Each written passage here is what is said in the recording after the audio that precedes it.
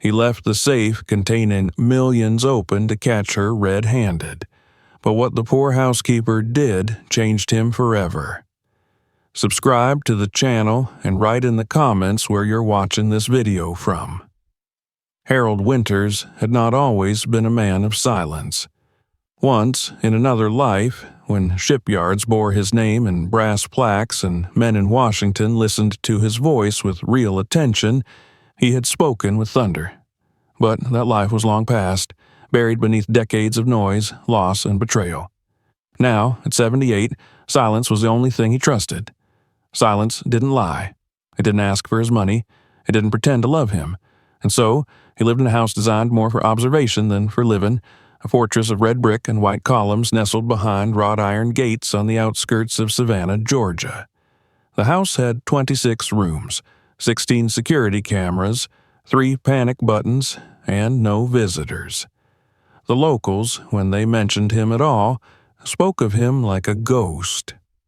That old Navy man with the weird security gates, they said in town, the one who fired his last gardener for asking too many questions. But they didn't know the half of it. They hadn't watched their only son file a court motion to have them declared mentally incompetent just to get early access to a trust fund.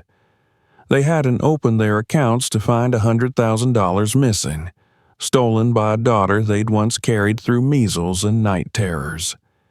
They hadn't listened to a longtime doctor, a man who held their pulse in his palm for 2 decades, explain away years of inflated invoices with nothing but a shrug. Harold had endured it all and come to a singular conclusion. People were vultures in suits, or sometimes in scrubs. Once there had been warmth. Miriam, his wife of 47 years, had kept the house alive. She loved sunflowers in the foyer and the smell of fresh bread. Her absence was still a wound he didn't touch. Cancer had taken her in the same slow, unforgiving way it took his ability to hope. After her death, the grand Georgian house on the hill became a tomb, preserved in scentless polish and dim light. Harold didn't remodel. He didn't repaint. Everything stayed the same, except for the locks and the security system, which grew in number and complexity every year. By the time his grandchildren stopped calling, Harold had already installed 2-way speakers in the hallways and a backup generator in the basement. His last personal assistant, a soft-spoken man named Riley, had been caught pocketing silverware and blaming it on the dishwasher. The dishwasher didn't even speak English. It didn't matter. They were both gone the same week. The only thing Harold permitted to remain untouched was the library. It was Miriam's favorite room, floor-to-ceiling shelves of hardcover volumes, leather chairs softened by decades of reading, and a desk near the bay window where the morning sun made her white blonde hair glow like snow. He hadn't read a book in years, but he kept the spines dusted and the glass clean. He told himself it was for her. Most of Harold's days followed a strict pattern. Coffee at 6, oatmeal at 6:30, brief email scans by 7, and then an endless routine of silence punctuated by security monitor checks. The kitchen was stocked but rarely used. His meals were often brought in by a service he never met in person. The man who had once overseen international logistics now weighed apples for bruises and watched delivery drivers through tinted windows. But age was creeping in like moss on stone. His back stiffened more each morning. Simple tasks, emptying a bin, changing a filter, took more time than they should have. So, eventually, with great reluctance, Harold contacted a discreet placement agency in Atlanta that specialized in low-profile residential staff. He stipulated 3 conditions. The candidate must have no criminal record, no social media presence, and no interest in long conversations. The agency sent 3 options. 2 were dismissed without interviews. The third arrived on a Tuesday morning in February, a young woman named Jada Harris. She was not what Harold expected. In the file, she was described as punctual, detail-oriented, and motivated by purpose rather than profit. That last phrase had made him snort, but when she stepped onto his porch, wearing plain black flats and carrying a canvas tote instead of a handbag, he paused. Jada was 27, with deep brown skin and short, natural hair pulled back by a cloth band. She wore no makeup, no jewelry, no false smiles. Her expression was calm and alert, the kind of face that looked like it had listened more than it had spoken. He invited her in out of obligation, but found himself studying her closely. She moved like someone used to shared spaces, light on her feet, respectful of invisible boundaries. When he offered her a seat, she thanked him and sat upright, hands folded in her lap. She didn't ask about the salary. She didn't compliment the house. Instead, her first question was about the library. "Would you prefer I dust the shelves without shifting the books, or should I realign them by spine height?" Harold blinked. It was the most specific and relevant question he'd heard in years. "Don't move anything unless it's off-center," he said cautiously. She nodded once. "And do you have any allergies? Cleaning products, foods, pets?" He told her no. She made a small note in a worn notebook and waited. The interview lasted 17 minutes. He asked her about her background. She answered succinctly. She'd been born and raised in Atlanta, the daughter of a grocery store owner and a school bus driver. She was currently pursuing a master's degree in social work, attending classes online, and cleaning houses to pay her tuition. She lived in a shared apartment with 3 other women and sent money home each month. Harold didn't trust her. Not yet.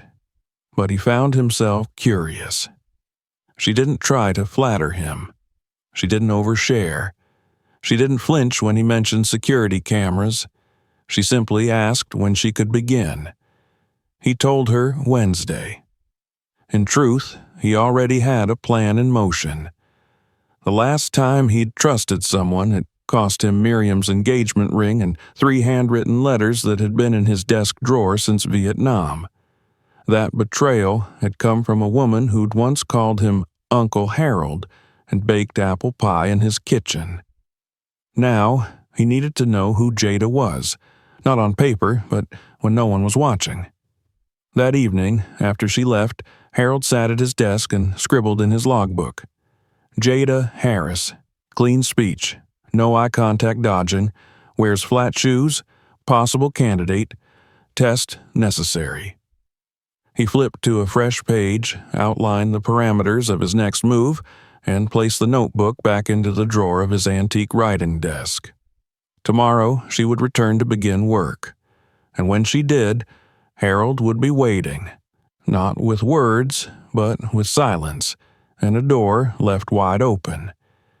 He slept that night with a strange mix of anticipation and dread coiled in his chest. For all his suspicion, there was a flicker of something else, something unspoken. He didn't dare name it, but it stirred beneath the weight of decades and whispered, "Maybe, not everyone, wants what you have." Jada Harris arrived precisely at 8 a.m. the following morning, as instructed. She wore the same kind of attire, simple, practical, devoid of anything that might be considered unnecessary. Her shoes, still the same black flats from the day before, made no sound on the polished floor as she stepped inside. Harold Winters greeted her with a short nod and an unreadable look, as if sizing up an opponent in a game where only one of them knew the rules. "Kitchen's stocked. You'll find supplies under the sink. Start wherever you see fit," he said, already turning away. "I have an appointment this morning." Jada responded with a soft, "Yes, sir," and removed her coat, folding it neatly over her arm before setting it aside. Harold didn't linger to observe her reaction or movements. He had rehearsed this morning in his mind for hours the night before. Every variable, every moment, every temptation. The trap was already set. The room he referred to as the vault was not a conventional safe room, though it served a similar purpose. Behind a heavy walnut door at the end of the first-floor hallway, Harold kept not just money, but memory. Cash, yes, but also folders, titles, rare valuables that, for any other man, might be spread across deposit boxes and bank vaults. For Harold, there was a certain comfort in keeping everything close, in walking distance. He called it stewardship. Others might call it obsession. That morning, shortly before Jada arrived, Harold had gone into the room, turned off the alarm manually, opened the thick door, and rolled it just barely ajar. Inside, on a brushed steel table, he placed 4 leather-bound satchels, each filled with high-denomination bills. Stacks of $100 bills wrapped in bank bands. They were not casually arranged, but artfully, unmistakably visible. There was a small brass tray with his wife's antique brooches, inherited from her grandmother, sitting beside them. A few documents, property deeds and old passports, added to the sense of vulnerability, of exposure. He wanted it to look as if he had forgotten to secure it. Careless, trusting. Of course, Harold was anything but careless. He had retreated to his private study upstairs, where a panel of 8 monitors gave him access to every inch of the house. One monitor in particular now consumed his attention. The view into the hallway where the door to the vault remained half open, its interior partially lit by the overhead sconces. Jada had started in the foyer, dusting the baseboards with a soft-bristled brush. She moved without rush or hesitation, her face calm, her focus complete. As Harold watched, she pulled out a small cloth and began polishing the brass door handles one by one. She was thorough, intentional, no earbuds in her ears, no cell phone in her pocket. Her movements spoke of someone who found structure in repetition, pride in small rituals. He had seen others start this way too. Polite, professional, then curious. It was always the same progression. They'd finish one room and then idly meander down the hallway. A glance at the door, a tug at the knob, a peek. Some waited an hour, some less than 10 minutes. Eventually, the bait lured them in. Harold leaned back in his leather chair, folding his arms. The test had begun. Jada spent nearly an hour in the library. She removed each book, one at a time, wiped it down with a feathered duster, inspected the spine, and gently returned it to its place. Occasionally, she paused, running a finger across a title as if reading its texture. Miriam would have liked that, Harold thought absently. She always said books weren't just words, but objects with memory. After the library, Jada moved to the hallway. The camera above the entry caught the moment she noticed the door at the end. Her steps slowed, her head tilted slightly. Then she stopped. Harold held his breath. Jada took a step forward, then another, until she reached the doorway. She stood there for a moment, brow furrowed, peering inside. The camera caught her profile, the line of her cheekbone tense with thought. She reached out, but only to knock, gently, on the frame. No answer, of course. She didn't enter. Instead, she stepped back and took out her phone. Harold zoomed in on the screen. She was dialing. A few seconds passed, and then she spoke. "Miss Baker? Hi, it's Jada Harris. I just started this morning at Mr. Winter's residence.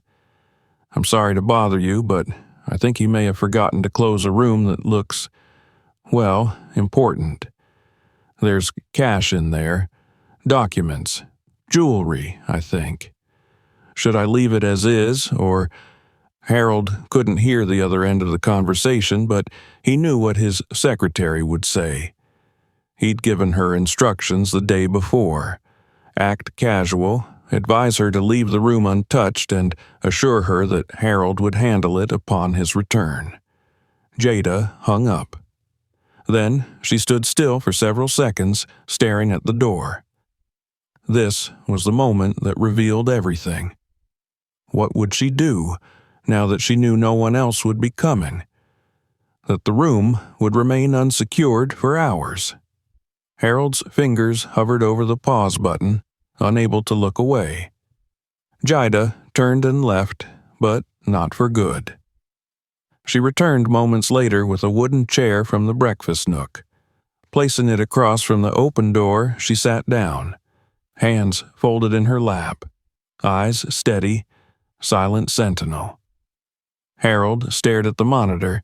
He hadn't written a protocol for this. For the next 20 minutes, Jada sat unmoving.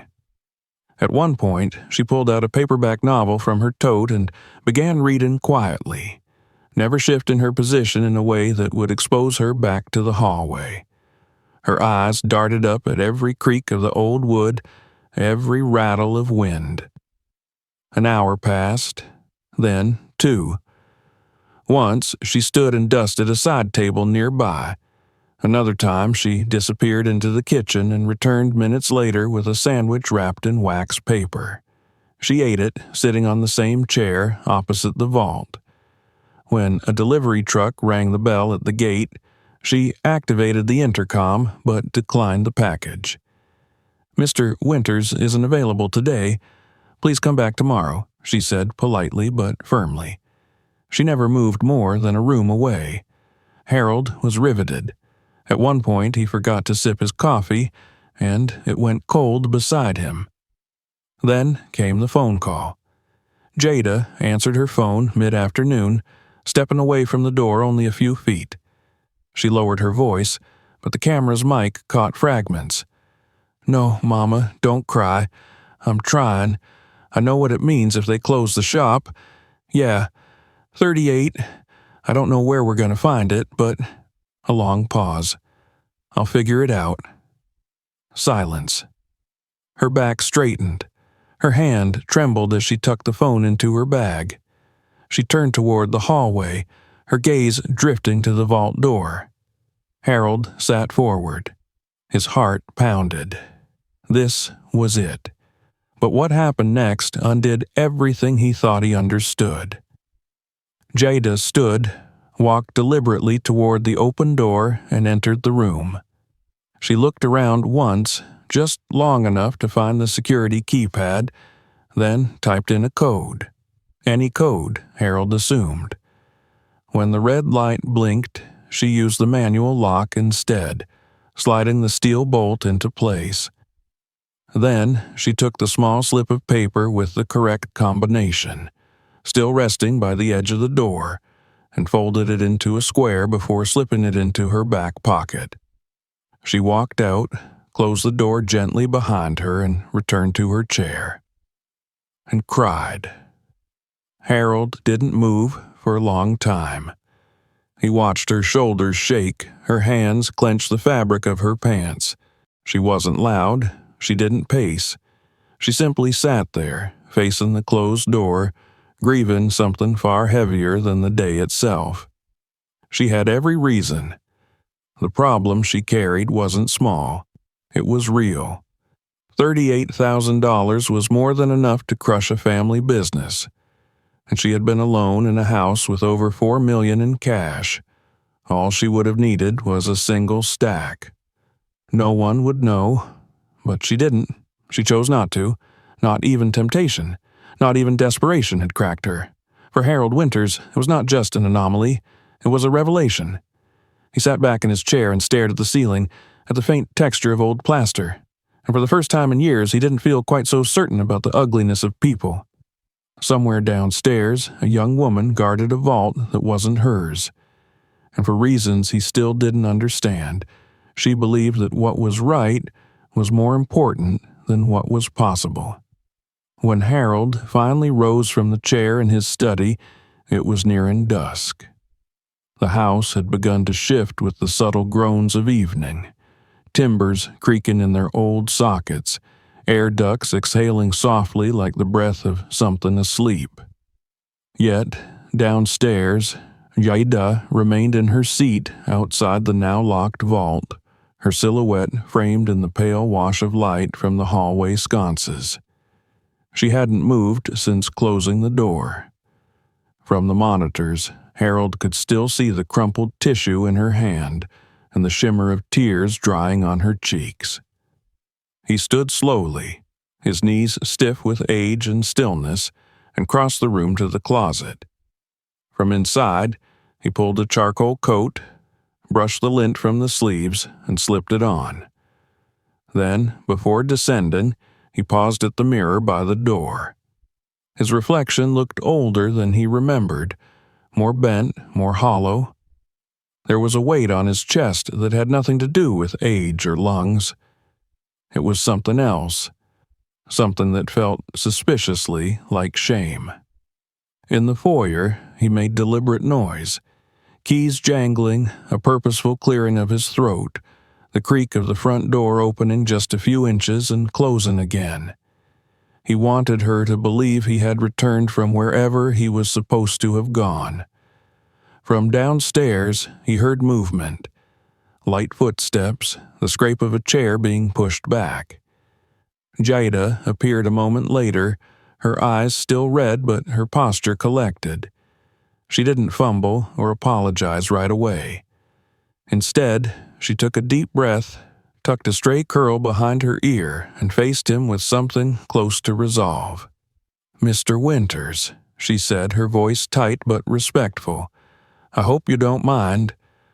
I noticed the door to that room was open when I passed by this morning. I thought maybe it was a mistake." Harold didn't answer immediately. He studied her careful tone, the measured way she held herself together like someone patching a dam already cracked. His silence stretched just long enough to make her shift slightly. "I called your assistant," she added. "She said not to touch anything, so I didn't, but She hesitated. "I didn't want to leave it unattended, so I stayed." He nodded, slowly. "I saw." Jada blinked. "You saw?" Harold gestured toward the ceiling. "There are cameras in every room, even that one." There was a brief flicker in her eyes, something like embarrassment or perhaps unease. But she didn't react with outrage or disbelief. She merely looked away for a moment and then back. "I understand," she said quietly. "It's your house." A pause fell between them like dust settling after motion. Then Harold asked, more softly than he'd intended, "Is everything all right, Miss Harris? You seemed upset earlier." Jada looked down, her lips pressed together for a moment before she exhaled slowly. "I wasn't going to say anything," she murmured. "It's not your problem." "Perhaps not, but you've spent the last several hours guarding my money without being asked to. That earns you at least a question or two." That almost drew a smile. Almost. But instead, Jada looked up, eyes shining again, and said, "It's my mother. And the store. They've been trying to keep it going for years. But a new grocery chain just opened down the street. Everything cheaper, flashier. We lost half our customers in a month. Now the bank's threatening to close us down unless we pay the debt. $38,000. She said it like it was a death sentence, not loudly, not dramatically, just a quiet, flat number that contained within it the slow collapse of her family's world. "I work 2 jobs," she continued. "I send money home every month. I'm in school full-time. I live with 3 roommates in an apartment that smells like bleach and old pipe smoke. And it's still not enough, I thought." She stopped herself, shook her head. "Doesn't matter what I thought. There's nothing I can do." Harold listened without interrupting. He had heard sob stories before, some real, some constructed for maximum sympathy. but there was nothing rehearsed in her voice. No flourish, no angle. She wasn't asking him for anything. She hadn't even intended to tell him.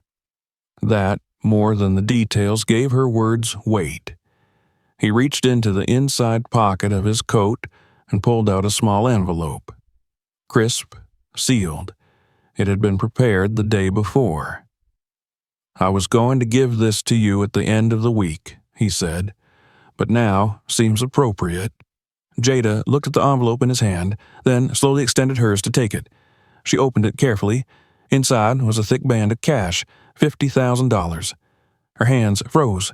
Her face didn't change right away. It was as if her brain refused to compute what her eyes were seeing. "I can't take this," she said finally, almost in a whisper. "You can," Harold said. "You earned it." "I didn't." She shook her head. "I didn't do anything. I didn't clean the bedrooms. I didn't finish the kitchen." "You passed the test." That made her pause. "Test?" Harold nodded. "I left the vault open on purpose. I do it for all my hires. I want to see who they really are when they think no one's watching. Most fail. Some instantly. Some wait a day. But they all go in eventually. They all touch something. Some take a little, thinking it won't be noticed. Others just stare too long, run their fingers over the bills like it belongs to them. But you didn't.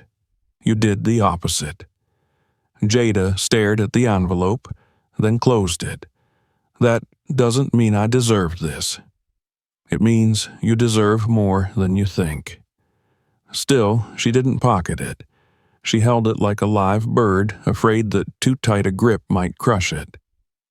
"I didn't even think about it," she said after a long pause. "That room, I knew what it was, and I knew I shouldn't go in. Not because of fear, but because it wouldn't be right."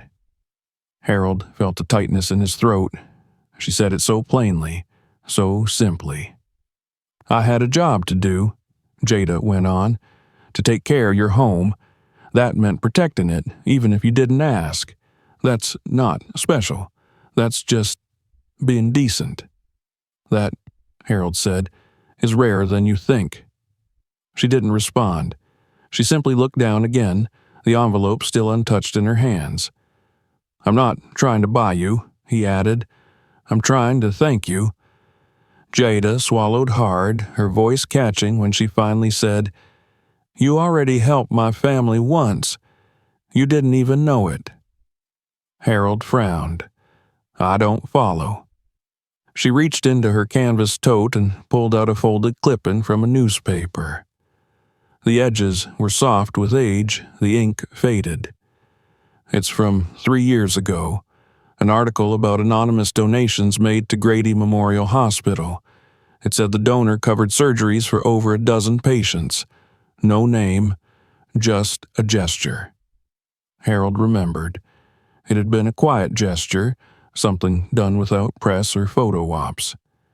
A nurse had insisted on submitting a press release, and the hospital's PR team had obliged, but he had declined all credit.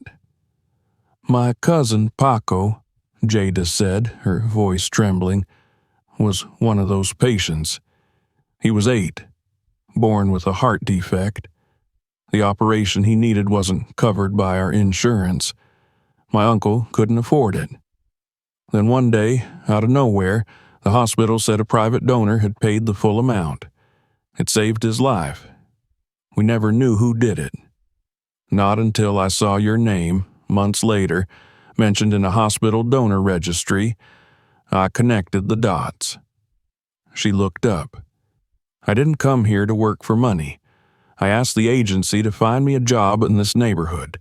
I wanted to see who you were, the person who saved my cousin. I just wanted to say thank you in person someday." Harold stood frozen. No one had ever said that to him. Not once. Not in all his years of giving. It had always been transactions, investments, tax deductions, or cold thanks and letters written by assistants. But this was something entirely different. This was gratitude rooted not in entitlement, but in awe, and something closer to reverence.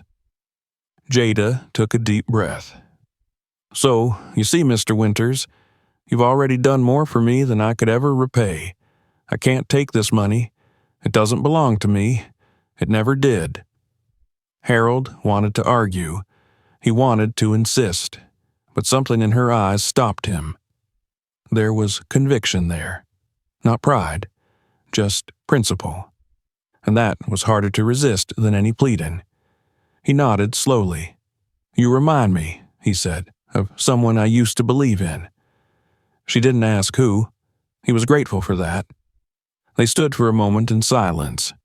Then Jada looked at the envelope again and asked, "Can I at least use some of it for the store? Just enough to hold things together?" Harold exhaled through his nose and said, "We'll figure something out." She smiled for the first time that day. It was small, tired, but real. That night, after she left, Harold remained in the hallway for a long while, standing by the closed door of the vault. He didn't check the cameras. He didn't call his secretary. He simply stared at the door, remembering the quiet way she'd sat in front of it, guarding something that had never been hers. And somewhere inside that thick, weathered shell he called a heart, a sliver of light slipped through. Harold awoke the next morning earlier than usual, though sleep had never truly claimed him. His bed had become a place of thought, not rest, and through the night he had stared at the shadows on the ceiling, listening to the tick of the grandfather clock in the hallway below. Something in him had shifted. He didn't need a mirror to see it. He felt it in his breath, in the way he lingered over his coffee longer than he had in years, and how he didn't immediately turn on the bank of monitors. For the first time in recent memory, he wasn't concerned about what the cameras would reveal. Jada arrived as usual, 15 minutes early, wearing the same quiet expression she always did. There was a tension in her posture, though, as if part of her regretted saying too much the day before. She moved through the kitchen, gathering supplies, and made a note in her small notebook about needing more vinegar for the glass panels. Harold watched from the hallway for a moment before stepping forward.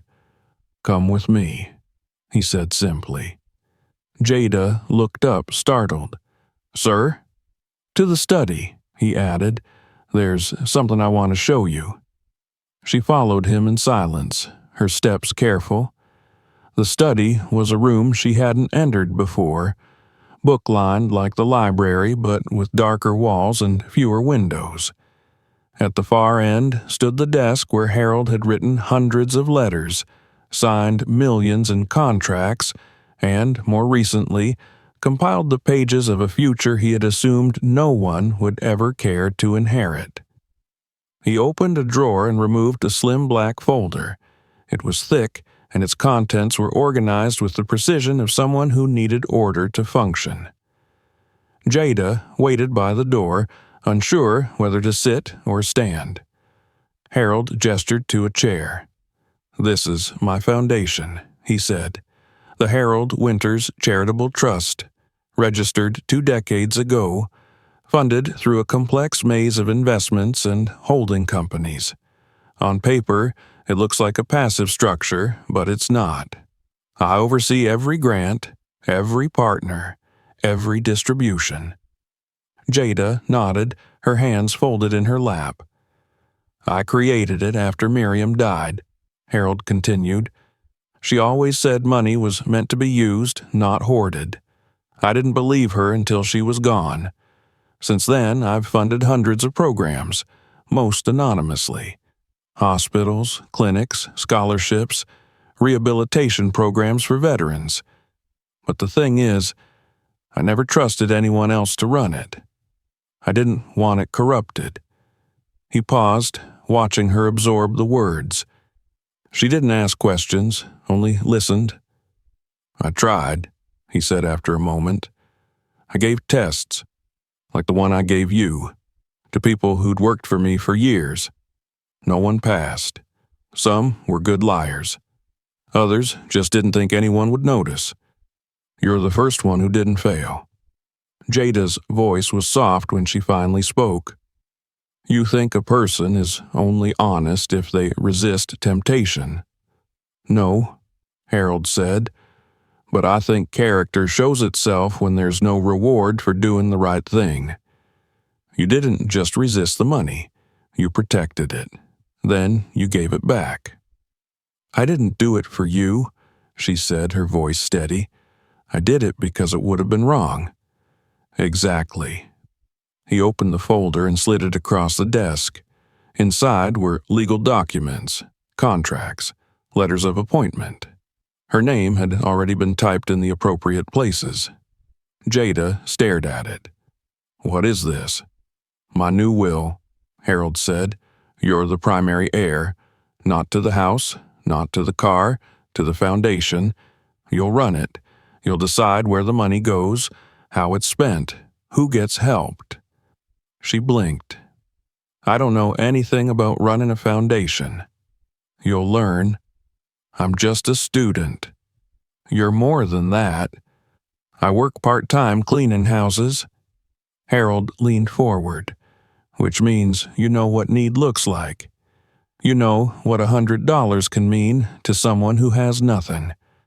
That's more important than anything a business school could teach you." Jada looked down at the folder again.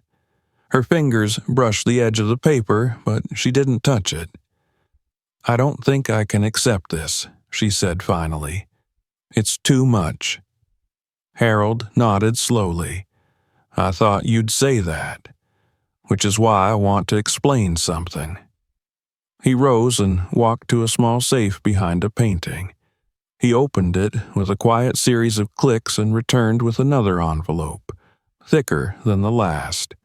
He placed it on the table between them but didn't open it. "3 years ago," he said, "after I read the hospital reports on the children we helped, I started looking into the families. Quietly, discreetly. I wasn't supposed to. It was a breach of the agreement, but I needed to know if the money made a difference." Jada tilted her head slightly, uncertain where he was going. One of the nurses dropped a list. "I saw your name. I saw your cousins. I remembered." Her eyes widened. "You knew?" "I knew you were connected. I didn't know it was you when you applied, but when I saw the file, I recognized the last name. So I ran a background check, not just for employment. I hired a private investigator." Jada's mouth opened slightly. "You what?" "For a week," Harold said. "Nothing invasive, just observation. I needed to know if what I saw on paper was real.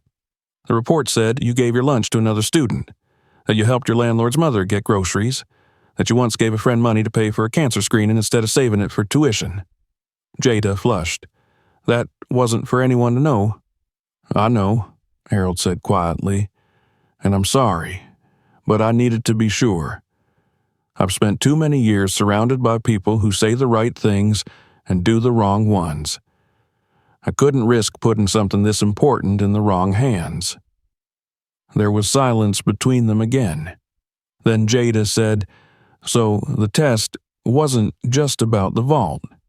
Harold shook his head. "It was the final piece, the confirmation." She leaned back in her chair, exhaling deeply. "You've been watching me since before I set foot in this house.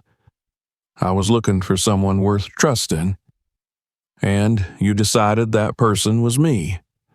I'm certain of it." Jada looked away toward the bookshelf behind him. Her hands trembled slightly in her lap, not from fear, but from the weight of the moment. "Why now?" she asked. "Why decide this now?" Harold hesitated. Then he said, "Because I'm running out of time." She turned sharply. "I'm not dying," he clarified. "Not in the immediate sense. But I'm 78. I've seen what happens when these things are left to chance. I need to put things in place while I still can, while I can teach you." Jada shook her head.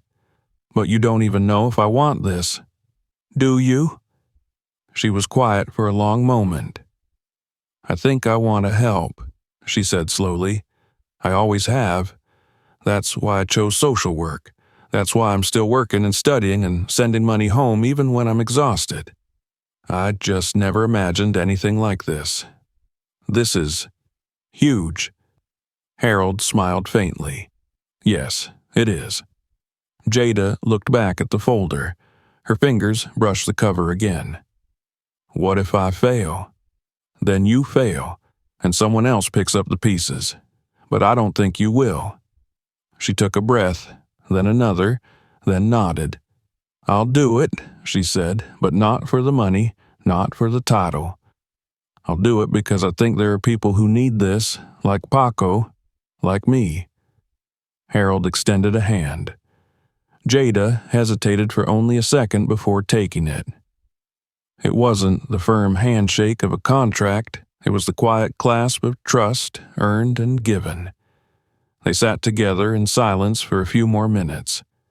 Outside, the early light of day grew brighter, casting long lines across the wood floor. Jada's phone buzzed, a text from her mother. She looked at it, smiled, then tucked it away. "I won't tell them where the help came from," she said. "They don't need to know, just that it's going to be okay." Harold nodded. "You've got a lot to learn," he said. "I know. And I'm not always easy. I figured. But if you mean what you say, I'll teach you everything I know." Jada met his eyes.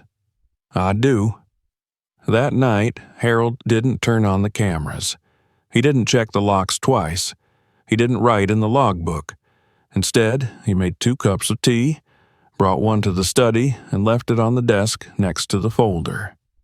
Then he sat by the window, watching the horizon, and allowed himself, for the first time in years, to believe that someone would carry the torch, and that perhaps, just perhaps, he wouldn't have to walk the final stretch of his journey alone. 6 months passed like seasons behind drawn curtains, quietly, with barely perceptible shifts that nonetheless changed everything. The Winters house, once a mausoleum of suspicion and polished stillness, began to pulse with a kind of muted rhythm. It wasn't noisy or dramatic. It was small things. A second mug left to dry beside the sink. A new notepad on the desk in Harold's study. The faint scent of roasted coffee where instant grounds used to sit untouched. A single photograph in a silver frame on the library shelf. Jada and Harold standing beside the front steps, neither smiling, but both looking resolute, as if bearing witness to a pact made without fanfare. Jada had not moved into the house. She insisted on continuing her life as it had been, sharing an apartment with 2 other graduate students, waking at 5 to study before taking the bus to the Foundation's new office downtown. She refused Harold's offer of a driver. "I like the ride," she told him once. "It keeps me grounded." He didn't press. The Harold Winters Charitable Trust now operated out of a modest brick building on Oglethorpe Avenue. Nothing flashy. Nothing that would draw attention. Just 3 rooms. An office for Jada, a shared workspace for the interns Harold insisted she hire. "Surround yourself with young minds," he'd said. And a small conference room lined with whiteboards and donation reports. The plaque on the door read only Winters Foundation. Beneath it, in smaller script, were words Harold had asked Jada to choose. She had written, simply, hope, dignity, repair. The foundation had changed, though its mission had not. Under Jada's leadership, it launched 3 new programs in its first quarter: a scholarship fund for BIPOC students in public universities across Georgia, a microloan initiative for struggling family-owned stores in rural towns, and a housing stability fund for single mothers facing eviction. Each program was structured with fierce attention to detail and a requirement that every dollar be accounted for. Jada, to no one's surprise, tracked every figure herself. Harold remained involved, though more as a mentor than a manager. Each morning he would arrive at the office with a stack of manila folders under his arm and a thermos of black coffee. He'd sit across from Jada at the small table in her office and ask, "So, who are we helping today?" Their mornings were spent reviewing proposals, grant requests, emergency appeals. Their afternoons, more often than not, slipped into conversation: philosophy, history, economics, memory. Harold talked more than he used to. Jada listened more than most people ever had. She learned about his years in the Navy, about the first boat he built with his father, about the night he met Miriam at a theater production of Hamlet, and how she had refused to marry him unless he read every one of Shakespeare's plays.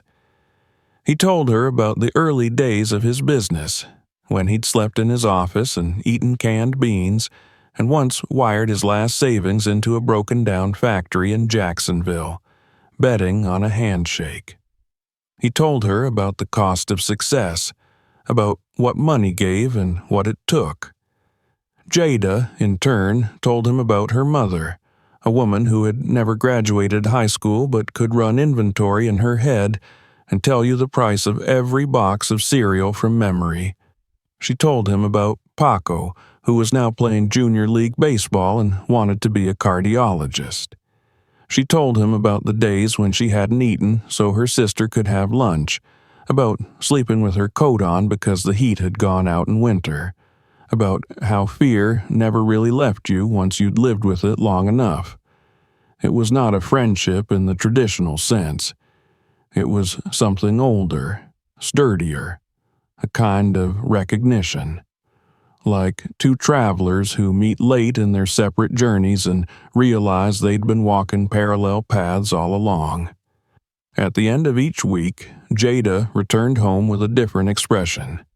Tired, yes, but settled, like someone who had found a rhythm, a reason. Her roommates noticed the change. Her professors noticed it too. Her work was sharper, her participation deeper. When she finally submitted her capstone paper on restorative justice and community-based philanthropy, the faculty chair wrote in the margin, "This isn't just theory. You're living it." Back at home, her mother's store was thriving. Not because of a large donation. Jada had insisted on structuring it through the foundation's small business program, with oversight and conditions like every other recipient. Her mother never asked who had approved it. She just cried when the bank called to say the loan had been renegotiated and the foreclosure withdrawn. Jada never told her. Harold had agreed. "Anonymous gifts," he said, "carry more dignity than checks with names on them." Sometimes Harold would watch Jada from the corner of the conference room, surrounded by spreadsheets and maps of communities he had never set foot in, and wonder how he had nearly let all of this possibility, this continuation, slip through his fingers. He had spent years building fences against the world, and in the end, it had taken one young woman with a borrowed coat and a steady gaze to prove that the gates should have been open all along. One afternoon in early spring, they sat together on the porch of the Winters house, looking out at the cypress trees stirring in the wind. The sky was the color of polished glass, and a single hawk circled high overhead. Jada had just finished presenting her latest proposal, a satellite version of the foundation in Birmingham, led by one of the scholarship recipients she had personally mentored. Harold had approved it without hesitation. "You know," he said quietly, "I used to think legacy was about what you leave behind. Buildings, companies, a name carved in stone." Jada didn't speak. She knew enough by now to wait. "But maybe it's about who you trust to carry the story forward, someone who will add to it, not just repeat it." She turned toward him. You think I'm ready for that? You were ready the day you sat outside that vault for 6 hours without touching a thing. Jada smiled. I didn't feel ready. Neither did I when I started, he said. That's how you know it's real. He leaned back in his chair and closed his eyes for a moment. The breeze lifted the collar of his shirt, and a bird called once from the trees. I had a daughter once, he said after a while. She stopped talking to me when I refused to sell the company early. She thought I owed her a comfortable life. I thought I owed her something harder. We never found the middle. Jada listened without judgment. You're not her, he added, but you've given me the thing I thought I'd never have again. What's that? Peace. That evening, Harold stayed in the library after Jada left, flipping through old folders. He paused on a photograph of Miriam, standing beside a box of books in the original Foundation office in Atlanta. She was smiling at the camera, her hair tucked behind one ear, holding a clipboard like it was a compass. I found her, he said aloud, though the room was empty. I found someone who understands. In the coming weeks, Jada would begin training 2 new hires. She would write her first keynote address for a conference in D.C., help launch an emergency rental assistance program in Louisiana, and appear in a regional news segment she hadn't agreed to, but handled with poise. She would become the face of something she never asked to lead, and she would carry it with the humility of someone who understood what it meant to have nothing. But for now, on that porch in Georgia, she sat beside an old man who no longer watched the world through glass. And they said nothing at all because nothing more needed to be said. The air was still on the morning Harold finally told her. The early spring sunlight slid through the curtains in golden shafts, illuminating dust motes that hovered gently in the quiet of the winter's house. Jada arrived that day as she always did, with a binder under one arm and her worn canvas tote over the other, the faint smell of bergamot tea clinging to her sweater. She found Harold already awake, sitting at the breakfast table with a pot of coffee that had long since gone cold. He looked different somehow, not weaker, but reflective. He didn't speak when she entered, only gestured for her to sit. She obeyed, instinctively understanding that whatever conversation waited would not be of the usual kind. Her instinct was rarely wrong now. Time at the Foundation had taught her how to read silences, how to sense the weight in people's pauses, how to listen beneath the surface of what was said. Harold poured her coffee without asking. It was cold, but she didn't protest. She waited. I have something to tell you, he said finally, his voice rough around the edges, like an old vinyl worn by repetition. Something I should have said months ago. Jada set her binder aside. I knew about you before you ever rang my doorbell, he said. Long before. She didn't interrupt. I told you the test with the vault was my first glimpse of who you were. That was a lie, or at least a convenient omission. I had already seen enough. I had you followed, investigated. Jada blinked, not from shock, but from a quiet sense of recognition. It wasn't that she had expected this, not exactly, but in retrospect it felt inevitable. Harold had always been a man of caution. It was only for a week, he continued, not defensive, only explanatory. Enough time to see how you treated the woman in the wheelchair who lived downstairs from you. How you split your sandwich in half when your roommate had overdrafted her account again. How you bought medicine for a classmate when you didn't have money for your own groceries. Jada folded her hands on the table. Her voice, when it came, was calm. Why are you telling me this now? Harold looked out the window. The trees outside had begun to bloom, pale green buds clinging to the branches like whispers of something not quite born. because I want you to understand that what I saw in you wasn't an accident. It wasn't just a moment of goodness captured by a camera. You've been this person all along, and I need you to carry something forward." Jada tilted her head. "You already gave me the foundation." He shook his head. "That was a beginning, not the whole picture." He stood then, slowly, with the stiffness that age demands, and moved to the cabinet near the hallway. From within, he pulled a leather portfolio, well-worn and thick with pages. He returned to the table, opened it, and pushed it toward her. Inside were hand-drawn diagrams, typed outlines, letters of intent, and rough mission statements. Across the top of the first page, in block letters, were the words, "Network of Hope." "I've been sitting on this idea for years," Harold said. "The foundation was always meant to be more than a single stream. I wanted to build a web, a network of people like you, working in their own communities, guiding resources to where they were most needed, not from behind desks, but from the sidewalks, the schools, the shelters." Jada slowly flipped through the pages. Diagrams showed regional branches, mentorship models, evaluation metrics, and profiles of community organizers he had once considered but never pursued. Some of the names were crossed out in red ink, others circled. Most had question marks.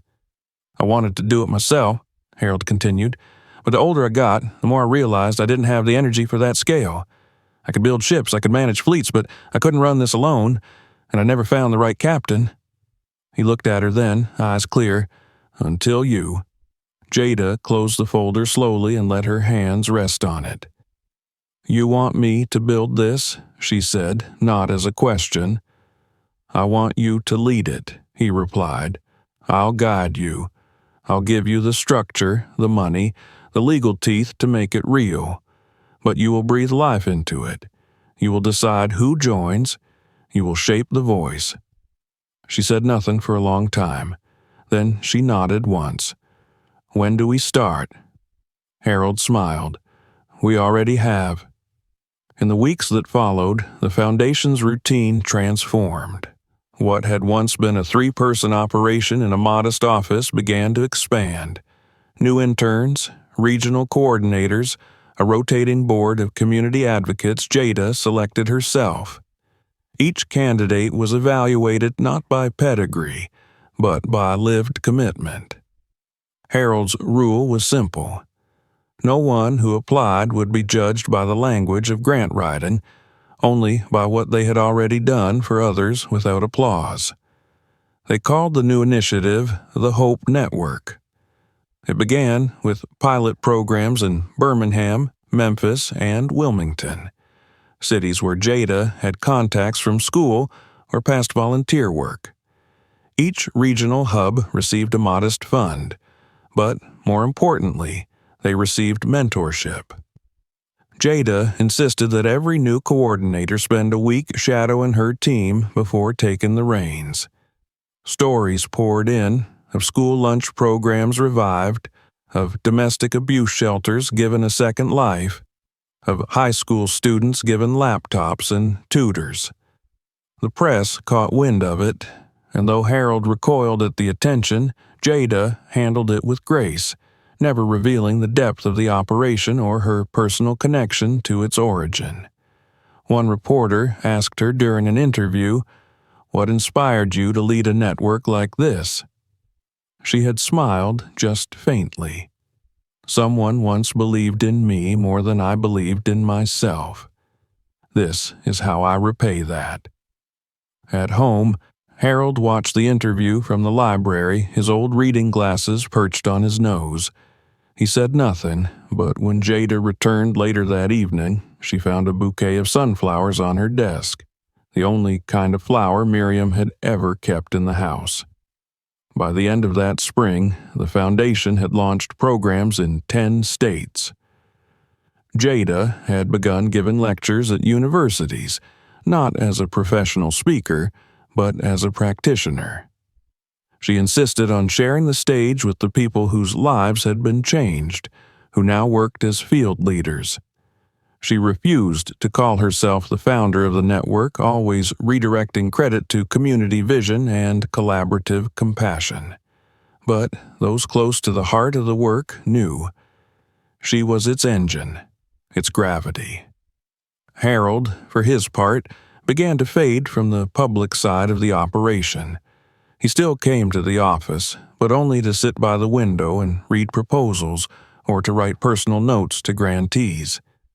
His body slowed, but his mind remained sharp, his memory crystalline when it came to the names of donors, the history of programs, the scars of past mistakes.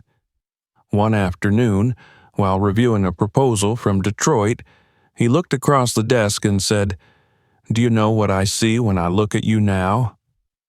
Jada looked up from her laptop. "I see the daughter I always wanted," he said.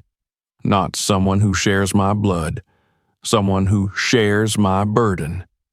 Jada didn't reply right away, but when she did, her voice was low. "I see the father I didn't think I'd ever have." That evening, they dined on the back terrace overlooking the hills, the city lights beginning to flicker like lanterns in the distance. Harold lifted a glass of water, not wine, not bourbon, and made a toast to the ones we choose and the futures we build with them. Jada clinked her glass softly to his. The air smelled of grass and honeysuckle. Somewhere, far off, a dog barked once, then fell silent. They sat together long after the plates were cleared, the sky deepening into velvet above them. For the first time, Harold didn't feel the need to check the door locks, didn't glance toward the security panel, didn't imagine shadows hiding intentions. His world, once fortified by suspicion, now stood open. Not because he had been wrong to guard it, but because someone had finally proved worthy of walking inside. Jada leaned her head back, eyes closed, a breeze moving through her curls. Harold studied her face, not the girl who had once swept his floor, or the student who had once asked about bookshelves, but the woman who had taken the pieces of his guarded legacy and turned them into bridges. And in that quiet, something settled between them.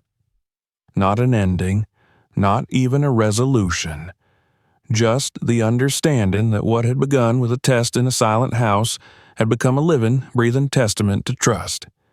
The network of hope had begun not with blueprints or funding, but with a single act of restraint and an old man's decision to open a door. And in that choice, in that moment, they had rewritten the future, not just for themselves, but for everyone they were now helping to stand. If this story moved you, don't forget to subscribe to the channel for more. Watch our next videos to discover stories that inspire change. And please, share this video with someone who still believes in trust and kindness.